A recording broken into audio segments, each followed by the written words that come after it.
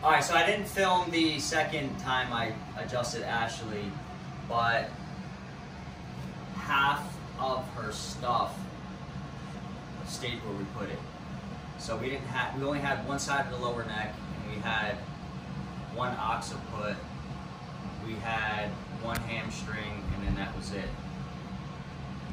You can expect for people to have miraculous turnarounds with acute trauma.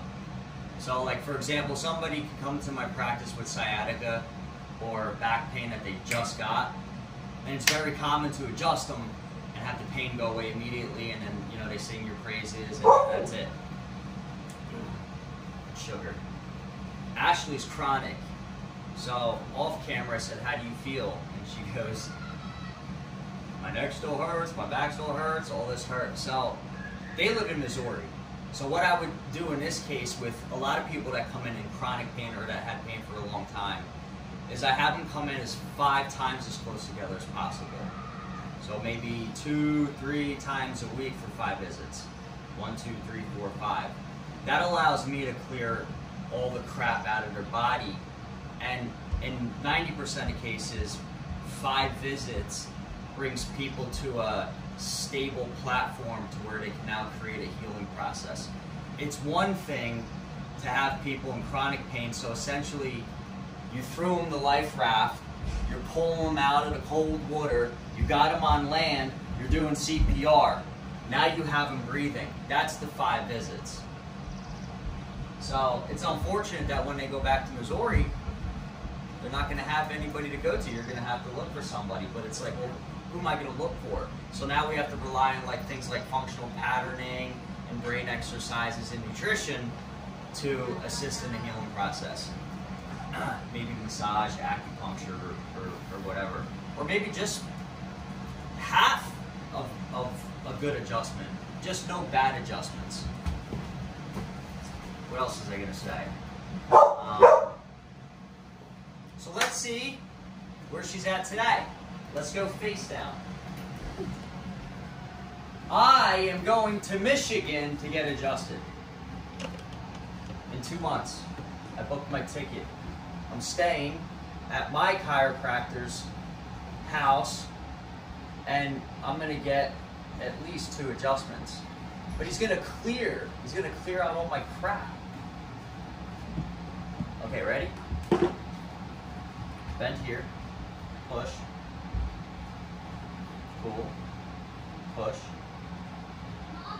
Okay, so they're on. Bend here, push. That's still off. Turn your head this way. Bend here, push. Turn your head the other way. Bend here, push. Both sides of her head. Let's turn over and go face up. Actually, stay there. Thinking anterior now. You definitely changed some things. Bend here. Push. Boom. Anterior something. Let's turn over. Sweet. I'm going to pull your head. Now we can drive without getting pulled over. Just in case everybody's wondering, that's Lisa. This may be uncomfortable, but I'm going to grab your chin and I'm going to wham!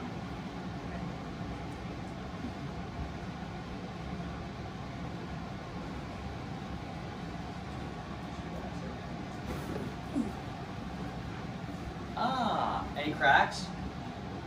No. No. Let's go face down. Let's see. We don't have to have a crack. I like cracks. People like cracks. Bend here. Push. It's 1. Let's check. I'm pushing on her neck. Check for an anterior vertebra. Bend here. Push. Gone. So pulling her head popped back her C5.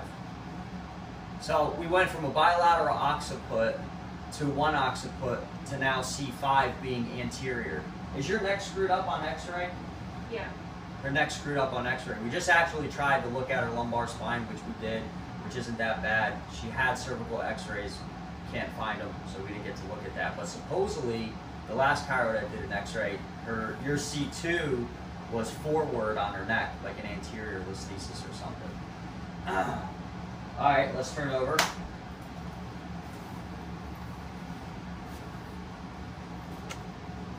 So at the end of 5 visits, I would either continue to adjust her once to twice a week until further improvement. Now, I don't like to sit back for 2-3 months, adjust somebody, spend 2 minutes with them and crack them. I would assess her every single visit she came in, and if in fact plateaued or didn't climb the stability scale every 2 to 3 visits, I'm going to have the nutrition talk with her, or the functional medicine blood analysis, or I'm going to start giving her supplements. And then, you know, one of the things we can blame is cortisol. She runs a huge company, a construction company, and has 2 boys. How old? 4 and 6. So for you guys out there who have kids and your own business, stress is a major player, so is cortisol. If you can't balance that cortisol because your stress is overloading you, you have to fix that stress. You have to do it. You've got to go on vacation. You've got to get away. You have to have grandma to take the kids if it's too much. Or do something else. Push up. Of course, the dog's got to stay right here. Push up. Psoas, off. Touch stomach. 2 hands. Push up. I check the stomach with the left psoas because it attaches to the diaphragm, stomach.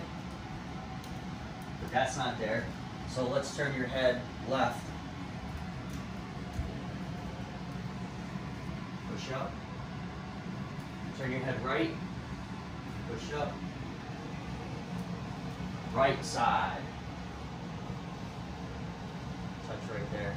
That's the occiput. We're chasing down occiput. Some people that have high stress, cortisol issues, that are sympathetically overdriven, that are working more than they're resting, will have upper cervical instability. Right? Make sense? Push up. And that's what Ashley has. Take that away. And you know what? And that's fine. So at least if you got to figure people out as a chiropractor. You have to figure out what's wrong with them and who they are. Explain it to them so they understand why they're coming in, why they're coming back. You have all different types of people coming in for all different reasons.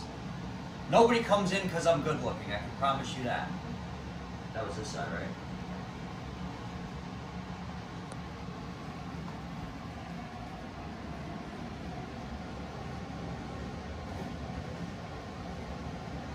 So that's your occipital something. Not fixated, but that's your upper neck. Yeah. Vagus nerve comes down C1, wraps around it, C2, C3. Things like gargling, praying, meditation, certain vitamins and minerals. This is the last 10 years. All right, let's go back face down, check your coccyx bone.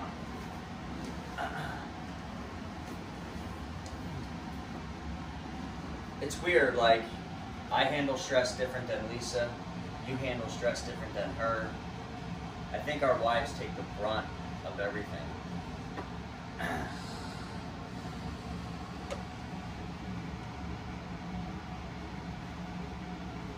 And here, push.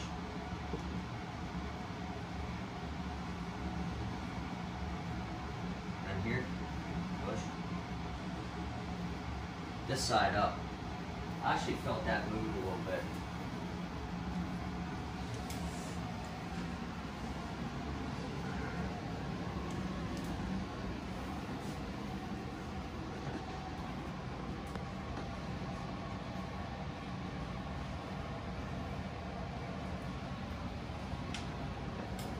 Coccyx.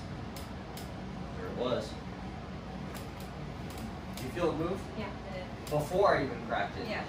Dope as hell. Let's go face down. Stuff like that gets me fired up. I just felt it. Whoop. And that's a problem when your psoas muscle is off, that supports the whole entire one side of your spine, and your hamstring is off, which supports the whole entire side of your pelvis. How can you expect to heal a coccyx injury? You can't. I don't care how many stretches and exercises you do. You're not going to heal it until you stabilize the entire area. Are we at the 15-minute point yet? 11. All right.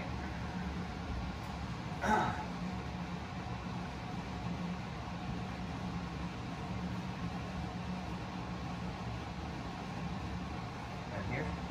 Push. I'm challenging joints.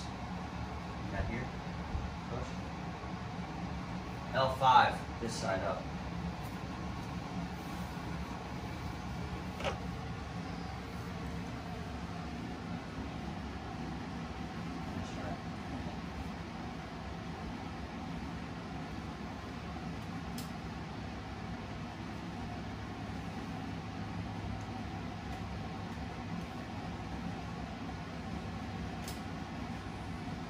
Face down.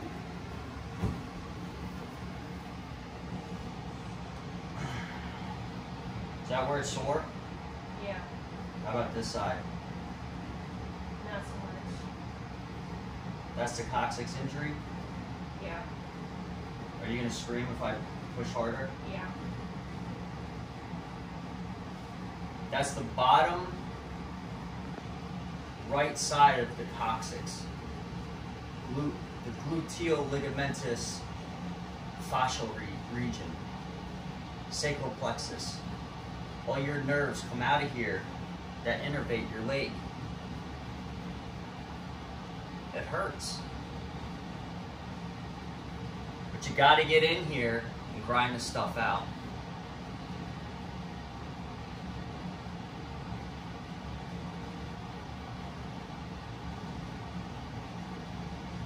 You know what? I think we're done filming.